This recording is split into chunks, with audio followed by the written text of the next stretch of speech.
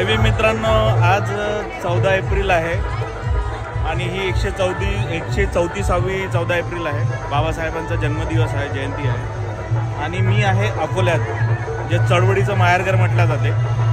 आणि आजचा दिवस विशेष असा आहे कारण 134वी भीम जयंती असताना नुकतंच संविधान प्राप्तीला आपल्याला 75 वर्ष कंप्लीट झाले आहेत. आणि त्याच्या अनुषंगाने तुम्हाला माहीत असेल 2 दिवसांनंतर महाबोधी जे आपलं बुद्ध टेम्पल आहे तिथं खूप मोठं आंदोलन होणार आहे श्रद्धेय बाळासाहेब आंबेडकर यांच्या नेतृत्वामध्ये. त्या अनुषंगाने पण आजची भीम जयंती खास आहे. पण अकोल्याची भीम जयंती आणि दसरा विशेष असतो कारण इथून वंचितचे सर्व प्रकाश आंबेडकर साहेब अर्थात बाळासाहेब आंबेडकर हे पक्षाची भूमिका आणि समाजाबद्दल खूप काही बोलून जात असतात. त्याच्यामुळं अकोल्याची भीम जयंती दसरा हा प्रत्येक वेळेस विशेष असतो. माझ्यासोबत माझे मित्र आहेत. जय भीम मित्रांनो, मी या ठिकाणी नितीन जामनिक बोलतोय. आपल्या अशोक वाटिका अकोला या ठिकाणी आलेला आहोत की या ठिकाणी आनंद होत आहे. डॉक्टर बाबासाहेब आंबेडकर यांच्या 134वी जयंतीनिमित्त बाबासाहेबांना अभिवादन करण्याकरता आपण या ठिकाणी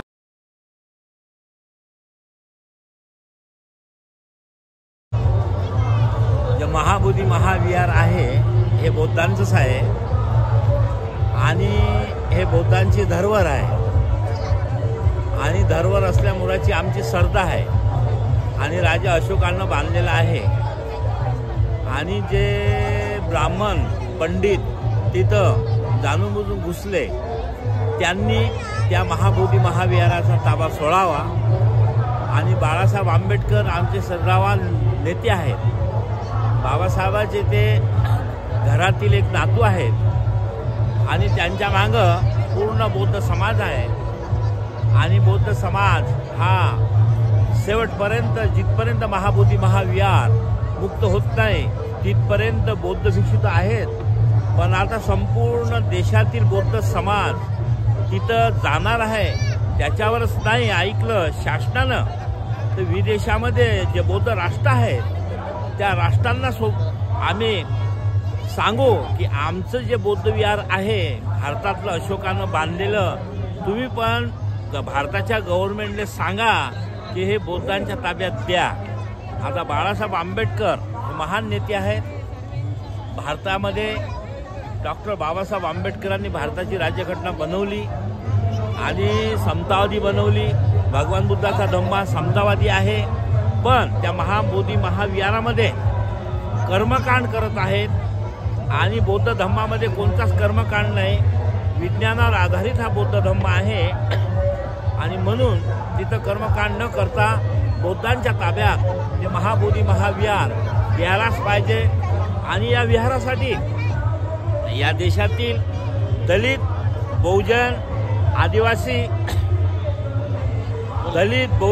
आदिवासी सर्व हिंदू यांनी सुद्धा न रक्तपात होता हे बौद्ध विहार महाबोधी महाविहार बौद्ध भिक्षूच्या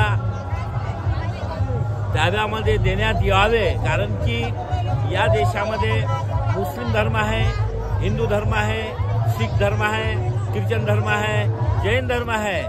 त्यांच्या ताब्यात त्यांचे मोठमोठे मंदिर आहेत.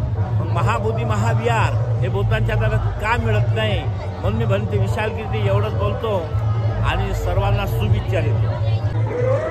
नितीन सर हे माझ्यासोबत लॉला असतात. यांना पण काही विचार मांडायचे आहेत. आपण त्यांचं पण मत घेऊया. त्यांना आजच्या बुद्धिस्ट चळवळीबद्दल विशेष करून न्यायालयाच्या बऱ्याचशा गोष्टींवर प्रश्नचिन्ह उभे झाले आहेत. त्यात मग ज्युडिशरीमधलं करप्शन असो वगैरे त्या सगळ्या विषयावर आपण बोलणार आहोत. महाबोधी टेम्पल ॲक्ट वगैरेबद्दल. तर चला मित्रांनो त्यांचं पण मत जाणून घेऊ. जय भीम मित्रांनो, मी नितीन जामनिक. या ठिकाणी आपण बघतोय अशोक वाटिका अकोला येथील खूप अतिशय चळवळीचा जिल्हा म्हटला जातो. आणि अशोक वाटिका या ठिकाणी आपण डॉक्टर बाबासाहेब आंबेडकर यांना 144वी जयंतीनिमित्त अभिवादन करायला या ठिकाणी जमलो आहोत। तर मी या ठिकाणी अकोल्यातील जनतेला आवाहन करेल की सध्याचा जो काही ज्वलंत प्रश्न आपल्या बौद्ध समाजासाठी निर्माण झालेला आहे की डॉक्टर बाबासाहेब आंबेडकरांनी आपल्याला सांगून गेलेत की ती चळवळ जिवंत ठेवायची आणि जे आपल्याला डॉक्टर बाबासाहेब आंबेडकरांनी मूलभूत अधिकार घटनेच्या माध्यमातून दिलेले आहेत ते आपल्याला कायद्याने म्हणा किंवा सत्याग्रह आंदोलन करून म्हणा ते आपल्याला घ्यायचे आहेत, हक्काने घ्यायचे आहेत। तर असंच महाबोधी बुद्ध विहाराच्या बाबत आपल्याला करायचं आहे की त्या ठिकाणी 1949चा जो कायदा आहे BT act Bodh Gaya temple act जो आहे त्या ठिकाणी तो 1949चा 1 जानेवारी 1949चा कायदा आहे, परंतु भारतीय संविधान 1950ला लागू झाला 26 जानेवारी 1950ला। त्यामध्ये असं सांगितलं गेलं की 13 नंबरची जी कलम आहे की यापूर्वी जे काही कायदे अस्तित्वात असतील ते सर्व कायदे जे या घटनेतील राज्यघटनेतील फंडामेंटल राईटशी म्हणजे मूलभूत अधिकाराची जे काही विसंगत असतील ते संपूर्ण कायदे शून्यवत होतील, म्हणजे ती झिरो। आणि तो हा 1949चा कायदासुद्धा पूर्वीचा आहे आणि तो जो आपल्या अल्पसंख्याकांचं धार्मिक स्वातंत्र्य जे दिलेलं आहे की यांनी त्यांचा प्रचार स्वतः करण्याचा त्यांना अधिकार असेल त्याची ते बाधा निर्माण करते, त्याचं ते उल्लंघन करत आहे। त्यामुळे त्याची नलिलिटी होते, या ठिकाणी झिरो होते आणि पुण्याने त्या ठिकाणी बौद्धांच्या हातात ते धार्मिक स्थळ देण्यात यावं, कारण की त्याचा उगमस्थळ बौद्ध धर्म आहे, बौद्धिस्ट आहे आणि जे गौतम बुद्ध ते म्हणजे आपल्याला सांगता येईल की ते सनातनी धर्माच्या विरुद्ध होते, त्यांना ते तत्व पटायचे नाही, ते विषमतेच्या विरुद्ध होते, ते अन्यायाच्या विरुद्ध होते, ते स्वातंत्र्य, समता, न्याय, बंधुता या तत्वाचे पालन करणारे होते। आणि या तत्वाचे पालन करणारे जो बौद्ध धर्म आहे यामध्ये आमची अशी मागणी आहे की त्या संपूर्ण प्रशासन व्यवस्थेमध्ये ते संपूर्ण बुद्धिस्ट लोक असणं गरजेचं आहे, जेणेकरून ते चांगल्या प्रकारे त्याचं ते व्यवस्थापन करतील, मॅनेजमेंट करतील, अशी मी या ठिकाणी विनंती करतो। धन्यवाद।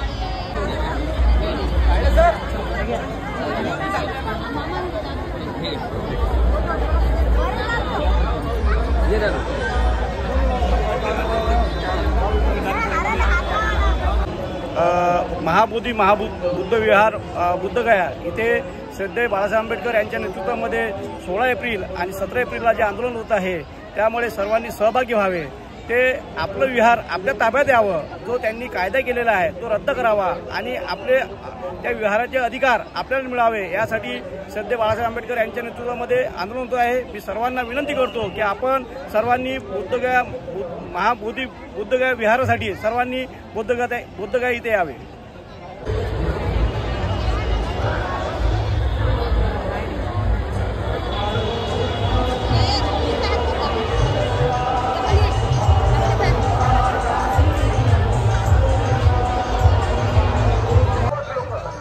जय भीम। मी विशाल नंदागुडे, अकोला। आज संपूर्ण देशभर महाबोधी विहाराच्या संदर्भानं आंदोलन चालू आहे। हे आंदोलन यासाठी आहे की त्याचा ताबा बौद्धांच्या हातात देण्यात यावा। या देशातले प्रत्येक मंदिर मस्जिद त्यांच्या धर्मांच्या हातामध्ये आहेत, परंतु आतापर्यंतही बौद्धांचं असणारं महाबोधी विहार त्यांच्या हातामध्ये मिळालेलं नाही आणि ते मिळणं अत्यंत गरजेचं आहे, कारण बुद्धाने जी शिकवण दिली आहे त्या बुद्धाच्या शिकवणीला आम्हाला जगाला जर केंद्रित करायचं असेल आणि ते ज्ञान पोहोचायचं असेल तर ते टेम्पल आज आम्हाला मिळणं अत्यंत आवश्यक आहे। यासाठी ॲडव्होकेट प्रकाश बाळासाहेब आंबेडकर ज्या पद्धतीने आंदोलन करत आहे तर ते वाखाण्याजोग आहे आणि संपूर्ण देशाच्या माध्यमातून ते आंदोलन पेटलं पाहिजे, उठलं पाहिजे आणि न्याय मिळणं अपेक्षित आहे असं मला या ठिकाणी वाटतं।